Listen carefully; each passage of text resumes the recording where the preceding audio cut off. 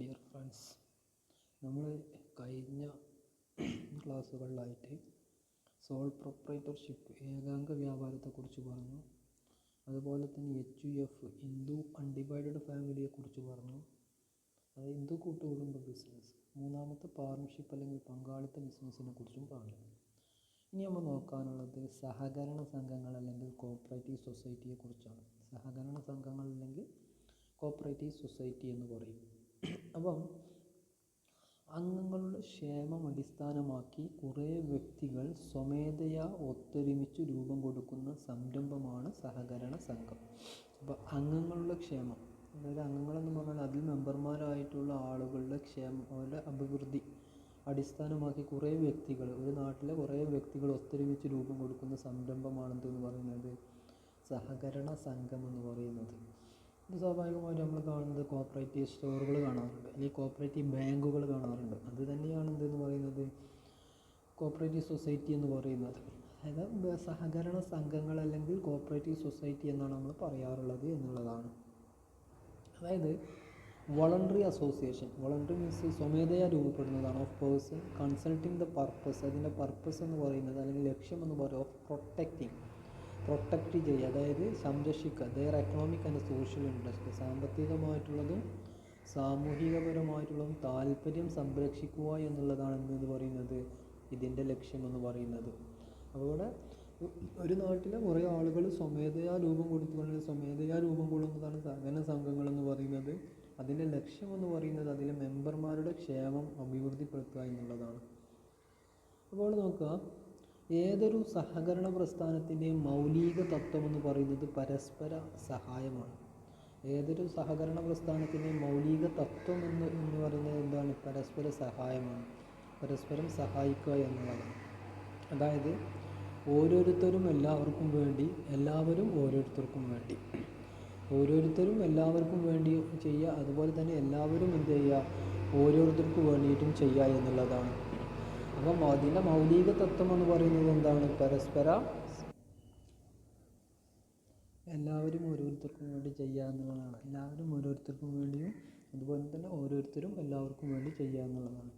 അപ്പം basic principle of cooperative society എന്ന് പറയുന്നത് ഹെൽപ്പ് ത്രൂ മ്യൂച്വൽ ഹെൽപ്പ്, എല്ലാവരും ഓരോരുത്തർക്കും വേണ്ടിയിട്ടും each for all and all for each, എല്ലാവരും ഓരോരുത്തർക്കും വേണ്ടി ചെയ്യുക എന്നുള്ളതാണ് ഇതിൻ്റെ ലക്ഷ്യമെന്ന് പറയുന്നത്. അപ്പം ഈ സഹകരണ സംഘങ്ങളുടെ പ്രത്യേകതകളെന്ന് പറയുന്നത് സ്വമേധയാലുള്ള അംഗത്വമാണ്. ഒരാൾക്ക് ഒരു സഹകരണ സംഘത്തിൽ തന്നെ ഇഷ്ടപ്രകാരം എപ്പോൾ വേണമെങ്കിലും അംഗമായി ചേരാൻ പറ്റും. അതുപോലെ തന്നെ എപ്പോൾ വേണമെങ്കിലും ഉപേക്ഷിക്കാനും പറ്റും. അതായത് ഈ സമയത്ത് തന്നെ ചേരണം അങ്ങനെയൊന്നുമില്ല. ഏത് സമയത്ത് വേണമെങ്കിലും ഒരു സഹകരണ സംഘത്തിൽ തന്നെ ഇഷ്ടപ്രകാരം എപ്പോൾ വേണമെങ്കിലും എന്ത് ചെയ്യാം, അംഗമായിട്ട് ചേരാം. അതുപോലെ തന്നെ എപ്പോൾ വേണമെങ്കിലും എന്ത് ചെയ്യാൻ പറ്റും, അത് ഉപേക്ഷിക്കാനും പറ്റും. അതായത് വോളണ്ടറി മെമ്പർഷിപ്പാണ്. Anybody can become a member, അതായത് ഒരാൾക്ക് മെമ്പർ ആകുന്നത് in a cooperative society at his own wish, അദ്ദേഹത്തിൻ്റെ ആഗ്രഹപ്രകാരം. And there is not compulsion at all, ഏത് സമയത്ത് വേണമെങ്കിലും എന്ത് ചെയ്യാനും പറ്റും, അവിടെ പിൻവലിയാനും പറ്റുമെന്നുള്ളതാണ്. മറ്റൊന്ന് നിയമപരമായ പദവിയാണ്. സഹകരണ സംഘം നിർബന്ധമായും രജിസ്റ്റർ ചെയ്യൽ നിർബന്ധമാണ്. അതായത് ഏകാംഗ വ്യാപാരമോ അതല്ലെങ്കിൽ പങ്കാളിത്ത ബിസിനസ്സോ ഒന്നും രജിസ്റ്റർ ചെയ്യൽ നിർബന്ധമല്ല. പക്ഷേ സഹകരണ സംഘം നിർബന്ധമായിട്ടും രജിസ്റ്റർ ചെയ്യണം. രജിസ്റ്റർ ചെയ്തു കഴിഞ്ഞാൽ സംഘത്തിന് അതിൻ്റെ അംഗങ്ങളിൽ നിന്ന് വേറിട്ട നിയമപരമായ പദവി ഉള്ളതുകൊണ്ട് അംഗങ്ങൾ സംഘത്തിൽ ചേർന്നാലോ സംഘം ഉപേക്ഷിക്കുന്നതോ സംഘത്തെ ബാധിക്കില്ല. അതുകൊണ്ട് തന്നെ കോഓപ്പറേറ്റീവ് സൊസൈറ്റിക്ക് സ്വന്തമായിട്ടുള്ളൊരു അസ്തിത്വം അല്ലെങ്കിൽ ഒരു നിലനിൽപ്പ് ഉണ്ടായതുകൊണ്ട് തന്നെ അതിലെ അംഗം എപ്പോൾ വേണം ചേർന്ന് കഴിഞ്ഞാലും അല്ലെങ്കിൽ എപ്പോൾ വേണം ഉപേക്ഷിച്ച് കഴിഞ്ഞാലും അത് എന്തിനെ ബാധിക്കില്ല, അത് സ്ഥാപനത്തെ ബാധിക്കില്ല എന്നുള്ളതാണ്. ലീഗൽ സ്റ്റാറ്റസ്, നിയമപരമായ പദവി എന്ന് പറയുന്നത് as the registration of A cooperative society is A compulsory അത് രജിസ്റ്റർ ചെയ്യൽ നിർബന്ധമായിട്ടുള്ള കാര്യമാണ്. It get separate legal entity, സ്വന്തമായിട്ടുള്ള നിയമപരമായ അസ്തിത്വം, എൻ്റെ കണ്ടിന്യൂസ് എക്സിസ്റ്റൻസ് ആണ്. അത് തുടർന്ന് പോയിക്കൊണ്ടേ എനിക്ക് ഒരംഗം വിരമിച്ചാലോ ഒരംഗം ഉപേക്ഷിച്ച് പോയാലോ ഒരംഗം എപ്പോൾ വേണമെങ്കിലും ചേർന്ന് കഴിഞ്ഞാൽ അതിൻ്റെ ഒരു കാര്യത്തിലും മാറ്റം വരുത്തേണ്ട ആവശ്യമില്ല. പരിമിതമായ ബാധ്യത, ഓരോ അംഗത്തിൻ്റെയും ബാധ്യത അയാളുടെ മൂലധന വിഹിതം അനുസരിച്ച് പരിമിതപ്പെടുത്തിയിരിക്കുന്നു.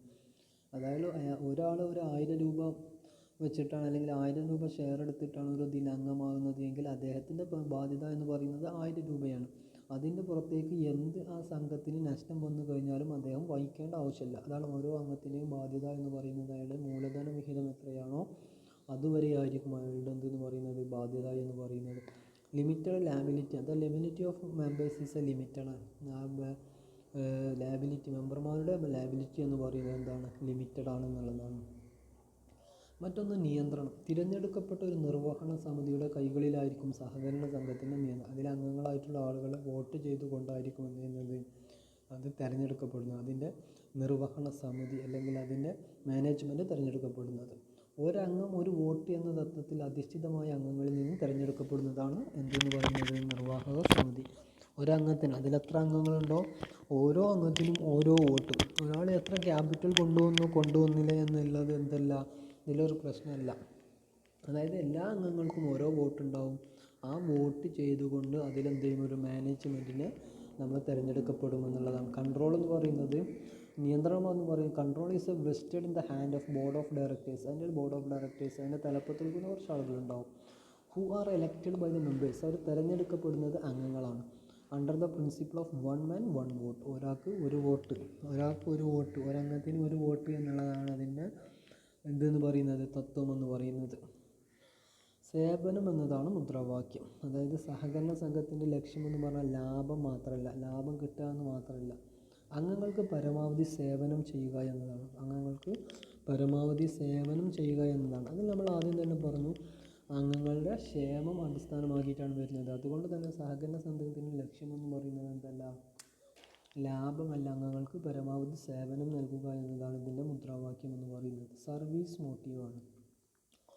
ദ മെയിൻ ഒബ്ജക്റ്റ് ഇതിൻ്റെ ലക്ഷ്യം ഈസ് റെൻഡർ സർവീസ്, അതായത് സർവീസ് ചെയ്യുക to his members rather than profit, അതായത് ലാഭം അല്ലാതെ മെമ്പർമാർക്ക് സേവനം ചെയ്യുക എന്നുള്ളതാണ് ഇതിൻ്റെ അടിസ്ഥാന തത്വം എന്ന് പറയുന്നത്. അപ്പോൾ ഇത്രയും ഫീച്ചേഴ്സുകളാണ്, ഇത്രയും പ്രത്യേകതകളാണ് എന്തിനുള്ളത്, ഒരു കോപ്പറേറ്റീവ് സൊസൈറ്റിക്കുള്ളത്. സ്വമേധയായുള്ള അംഗത്തായിരിക്കും, എപ്പോൾ വേണമെങ്കിലും അംഗമാകാം, എപ്പോൾ വേണമെങ്കിലും എന്ത് ചെയ്യാം, പിൻവലിയാം. നിയമപരമായ പദവി, ഇത് രജിസ്റ്റർ ചെയ്യാൻ നിർബന്ധമാണ്. ഒരംഗം എന്ത് ചെയ്യുക, അത് ഒഴിവാക്കി പോയാൽ ഒരു പുതിയൊരു അംഗം വന്നു കഴിഞ്ഞാലോ അതിനെന്ത് ചെയ്യില്ല, ഒരിക്കലും ബാധിക്കില്ല എന്നുള്ളതാണ്. പരിമിതമായ ബാധ്യത, ഓരോ അംഗത്തിൻ്റെയും ബാധ്യത എന്ന് പറയുന്നത് അയാളുടെ മൂലധന വീതം അനുസരിച്ച് എന്ത് ചെയ്തിരിക്കുന്നു, പരിമിതപ്പെടുത്തിയിരിക്കുന്നു. നിയന്ത്രണം എന്ന് പറഞ്ഞാൽ തിരഞ്ഞെടുക്കപ്പെട്ട നിർവ്വഹണ സമിതിയുടെ കൈകളിലായിരിക്കും നിയന്ത്രണം എന്ന് പറയുന്നത്. ഒരംഗത്തിന് ഒരു വോട്ട് എന്ന തത്വത്തിൽ അധിഷ്ഠിതമായ അംഗങ്ങളിൽ തിരഞ്ഞെടുക്കപ്പെട്ടതായിരിക്കും എന്ന് പറയുന്നത് നിർവ്വഹണ സമിതി എന്ന് പറയുന്നത്. സേവനം എന്നതാണ് മുദ്രാവാക്യം. സഹകരണ സംഘത്തിൻ്റെ ലക്ഷ്യം ലാഭമല്ല, അംഗങ്ങൾക്ക് പരമാവധി സേവനം നൽകുക എന്നതും കൂടിയാണ് എന്നുള്ളതാണ്. അപ്പോൾ ഇത്രയും കാര്യങ്ങളാണ് അതിൻ്റെ എന്തെന്ന് പറയുന്നത്, ഫീച്ചേഴ്സ് എന്ന് പറയുന്നത്. അപ്പോൾ അടുത്ത ക്ലാസ്സിൽ പുതിയ ടോപ്പിക്കുമായിട്ട് നമുക്ക് വീണ്ടും കാണാം.